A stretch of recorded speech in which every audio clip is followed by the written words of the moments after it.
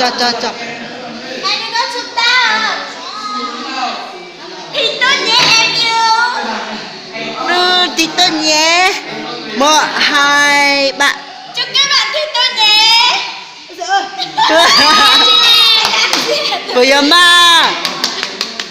Tụi nó lấy tí nó chả chỉ bao lì. Cứ từ lần chào.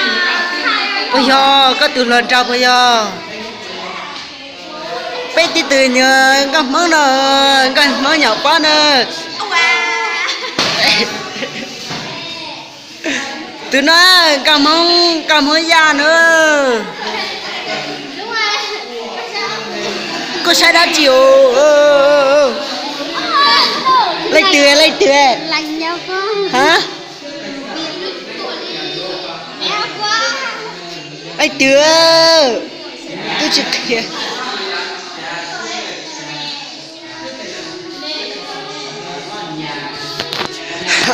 Biết chị bà sao? Có bữa vô coi, ba coi.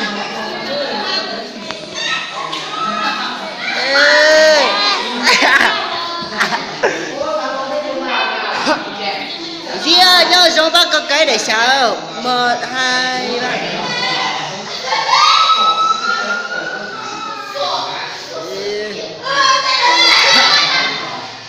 Ô, chả có lúc trò chị ra đi.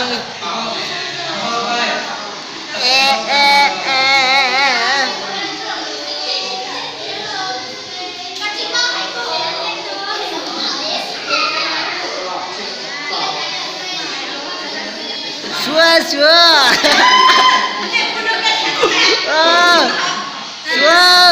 Đó rồi thay lại đó.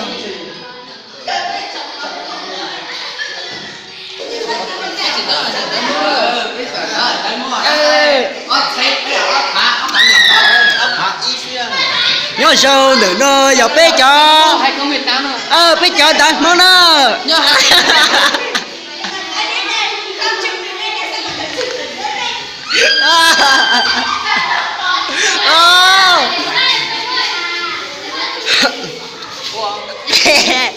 Chưa có trả lời.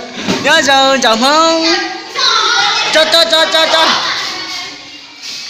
Nhớ sao lột cao nó có đã chia.